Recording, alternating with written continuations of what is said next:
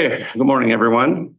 Call this meeting to order for the Polk County Board of Commissioners for Wednesday, November 26th, 2025. All commissioners are present. From me and my family to you all, happy Thanksgiving. And that first thing up is for comments for items not on the agenda. By the way, you're limited to 3 minutes. So that's where we are. John Swanson stood first, sir. Right behind you. Oh, sorry. You can come up too. No, thank you. You're there. Right. Appreciate commissioners. My name is John Swanson. I understand this is a First Amendment kind of context. I'm also a candidate for Polk County Commissioner, position 2. And I just kind of wanted to use this opportunity to report something. Many of us kind of stemming from some decisions made in the Oregon legislature, honestly, throughout the last year. And just due to uncertainty, budget uncertainty, there's been talk of transportation package, there's been negotiations, long session, special session. And, you know, what popped out of that was was a gas tax as well as vehicle registration, title fees, and a doubling of the payroll tax. And I'm just here to report that the rumors are true. Over 150,000 signatures have been signed. I've seen many of them personally. And I think it's an opportunity to celebrate. I think a lot of Oregonians, a lot of Polk County residents can come into this holiday season with a little certainty in their family budget. I think some local businesses will be able to stay in the black with consumer behavior that can result from this. And it's also an open door for further negotiations. I think there's going to be a transportation package opportunity around the corner, whether it's this next short session or the next long session. But situations like this only create opportunity. And what I'd like to see, and whether it's in my current day job capacity, I'm also Senator Bruce Starr's chief of staff, or as a future county commissioner, that would be more in the context of the 2017 session. It's like, I want to help contribute and work towards a bipartisan package. And I think that's what everybody wants to see. Yeah, thank you. Thank you.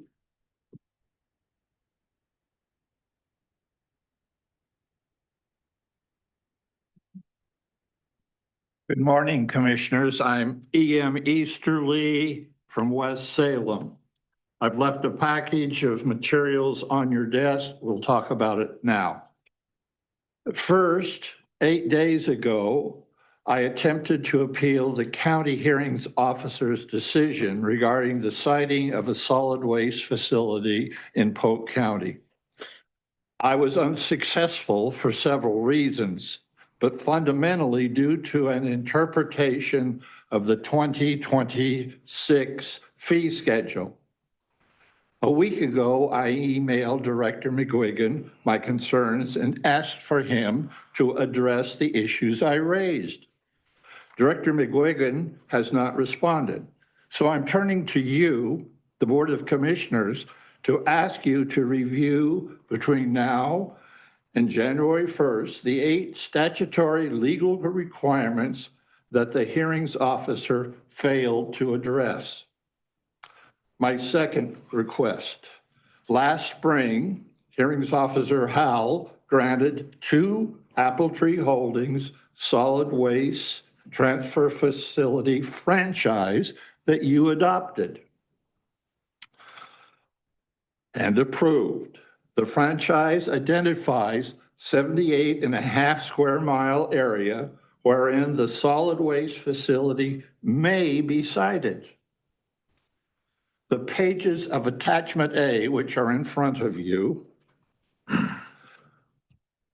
summarizes the franchise siting area approved and confirmed for the proposed Apple Tree solid waste transfer facility.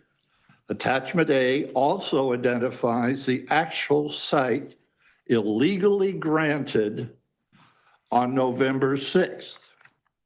I shall provide further information regarding attachment A at your request. Simply stated, the proposed solid waste facility site approved via LP 25-02, Parcel 2, does not comply with Polk County ordinances, including PCZO 136.050Z, nor is the site permitted per ORS 215.283-2K or OAR 660-330120. Given this reality, I ask that you postpone a final decision on hearings officers' decisions until you have conducted a public review of the legal underpinnings of her decision.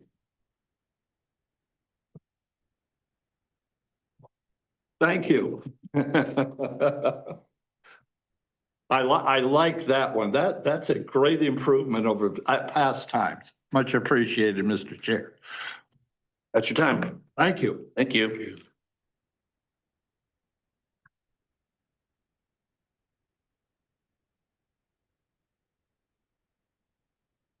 You ready? Good morning, Commissioners. I am Steve Anderson, West Salem Neighborhood Association Land Use Chair. However, I'm speaking today as a Polk County citizen. Please note, I'm not opposed to having a solid waste transfer facility in the current franchise area. However, the adopted location is an illegal act. The approval site is in an exclusive farm use area on high-value soils. PCZO 13650Z states clearly that, quote, no new solid waste disposal sites are authorized on lands classified as high value, close quote.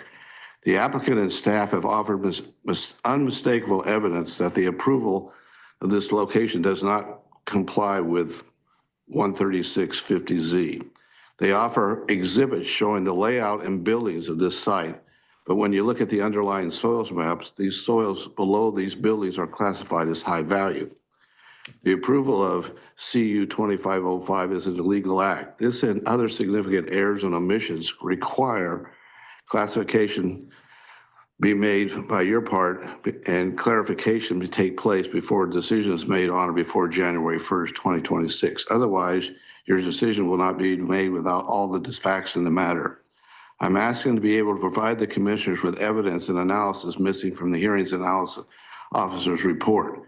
This will offer clarification to how the applying of 13650Z has been misunderstood, creating fusion in the minds of staff and the hearings officer. Key omissions. My testimony was not included in the hearings officer's record. It's completely missing. There's a requirement in the code that she has to look at all information. I provide an argument that shows that this applicant's application and argument does not meet state code. Therefore, this act is illegal. In addition to Mr. Easterly's 8 points, there is a condition that staff shall, and it says it shall be determined in general review standards of PCZO 13660 A and B. The hearings officer and the planning director have to make this decision according to A and B, and they've not done that.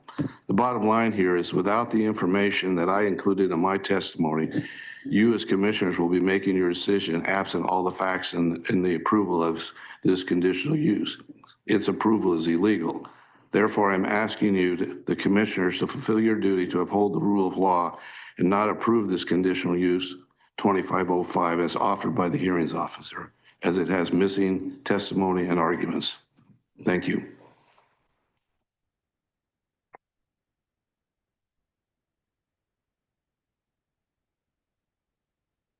Thank you. Anyone else?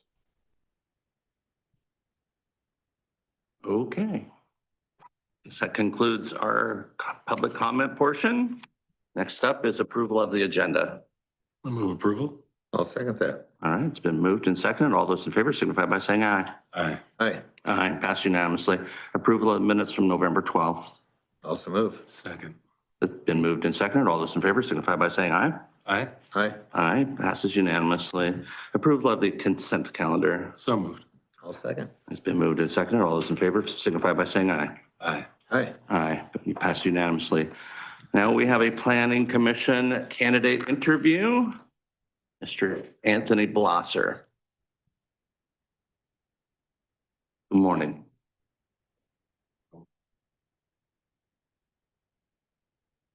Your bigger one? He's about. Matt, can you give me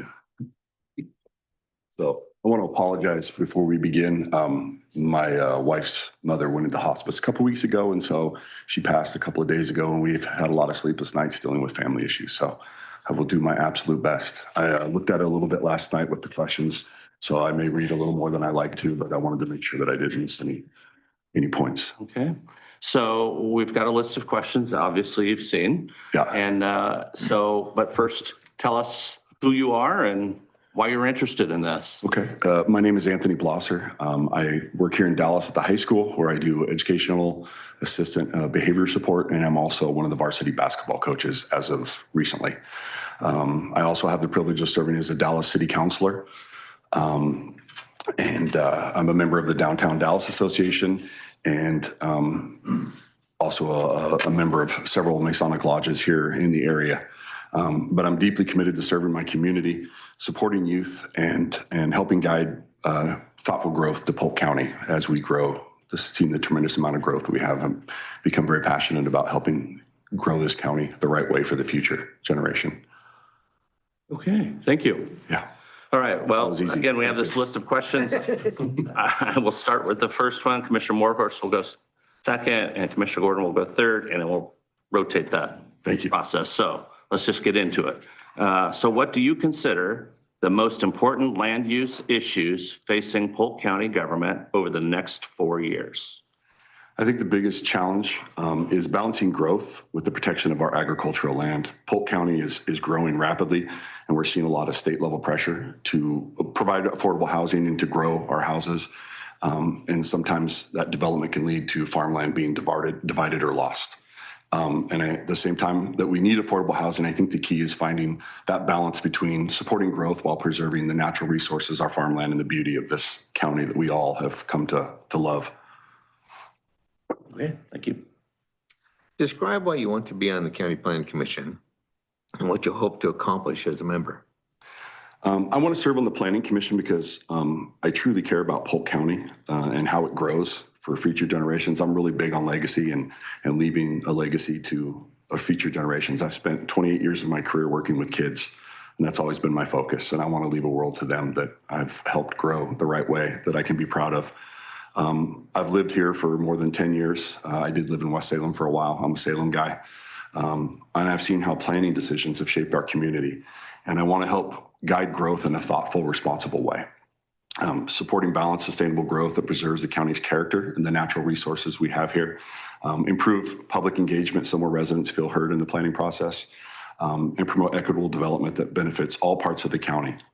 I hope to bring experience and perspective to commission, work collaboratively to guide Polk County towards healthy, balanced growth. Thanks for being here, Tony. Yeah, thanks. How would you define livability and quality of life?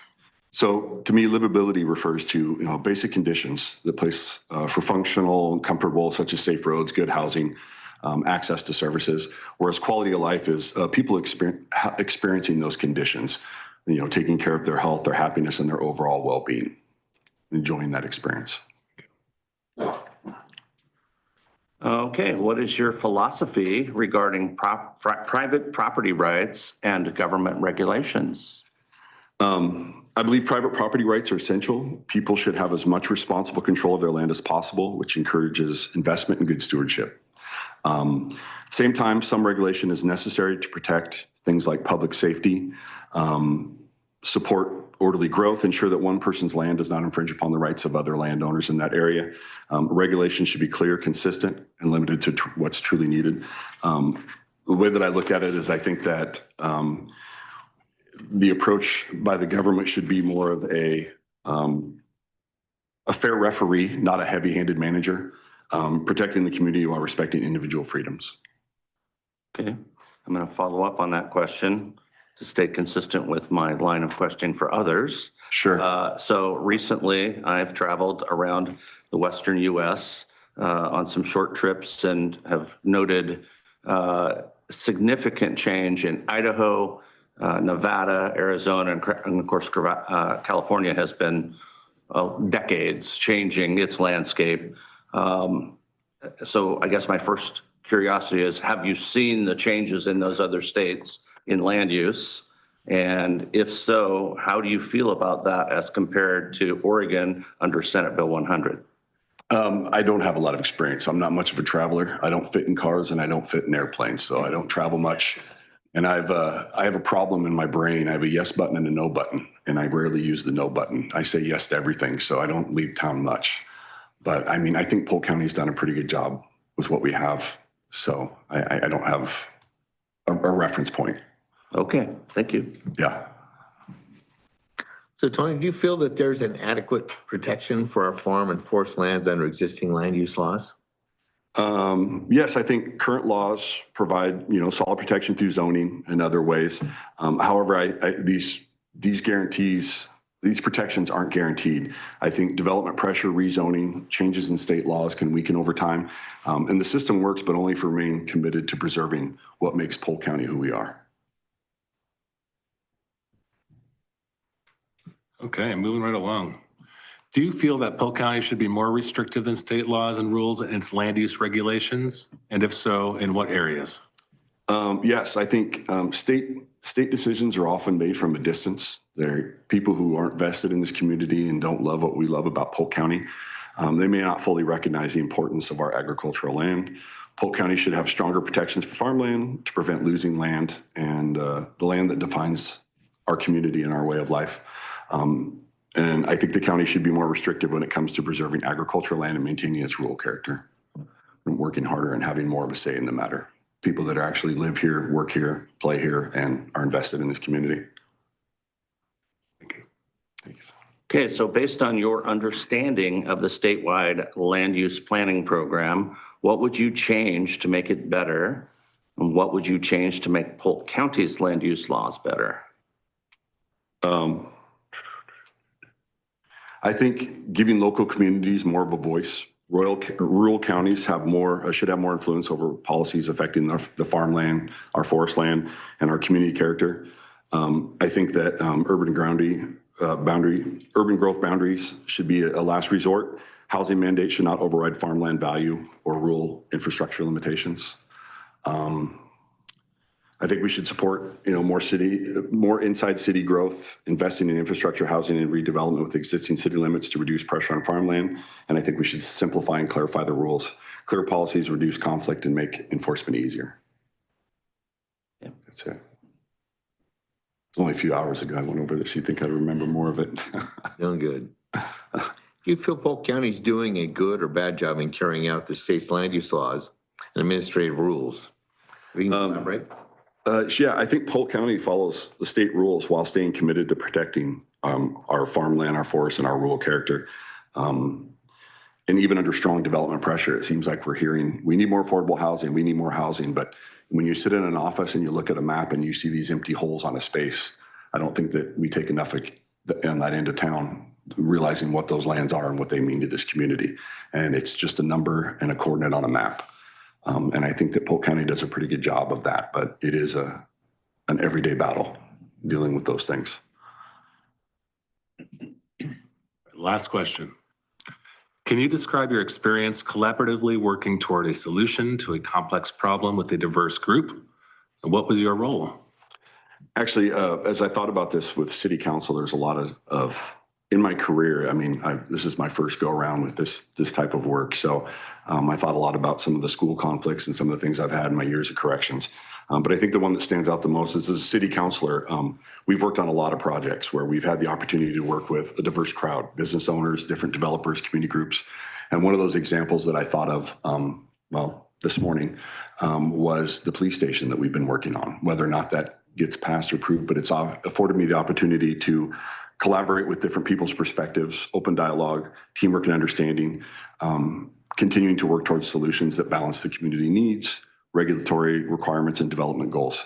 I think this experience is reinforced with effective planning, relies on inclusive collaboration, and this perspective that I've learned this last year that I would hope to be able to bring to the Planning Commission here in Polk County.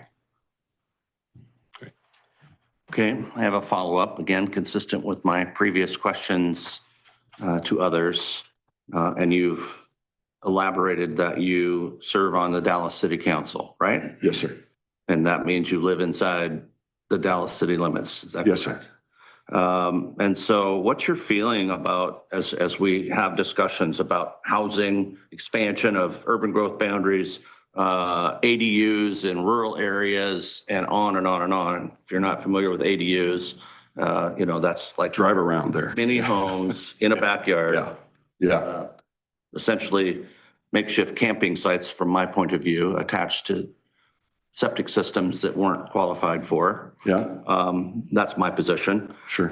But what's your position on growth and expansion and needs considering drinking water and septic systems or sewage? My opinion on what to do? Yeah, well, I mean- in the planning process, It makes it difficult because in the last 10 years that I've been here, the growth that I've seen, it's only natural to worry about, is our sewer system going to handle it as a water systems? And that doesn't matter if it's Dallas, Independence, Monmouth, anywhere you go as you build. I don't think that we spend enough time on that. You know, we look at the end result, we see a tax lot that we can get revenue for a city, for a county or state, and we don't spend enough time on the infrastructure worrying about that. It's like, let's do this now, let's get that money rolling in, we'll worry about that in the future. Well, the future's here. And I think we need to spend more time working on shoring up those things to make sure that we have livability for the future, because we may have a whole bunch of houses, but they're houses that are going to sit empty because we don't have the services to provide for those houses. thank you. Good job. Any other questions? Oops. Sorry for please share my condolences to your wife, and sorry for her loss. Thank you. We just got done with my mom. She passed this summer a couple months ago. And so mom number 2. So it's been a rough couple months. So Yeah, I appreciate it. condolences. Thank you. You have any questions for us? No, I don't think so. Okay. Thank you. I appreciate your time. Absolutely. Thank you. Okay, reclass of an employee, Mr. Hawkins. Good morning, Mr. Chair, members of the board. I am here to request the reclassification of an employee. Specifically, this is for Rebecca Quiner. She is currently a Health Services Administrative Specialist 3. We're requesting to reclassify her into a Health Services Administrative Analyst 1 position. She's already taken on these duties. This is something that she's been working out of class in this role, and it's just time for us to actually catch up and make this reclassification effective officially. If you do approve the reclassification, it would be effective December 1st. The health services budget would be looking at a fiscal impact of approximately $3,600, which is including PERS contributions for a full 12-month period. I'm good. Yes. All right, thank you. Do we have a need for an executive session? No, sir. Any other business come before the board? No, sir. We are adjourned.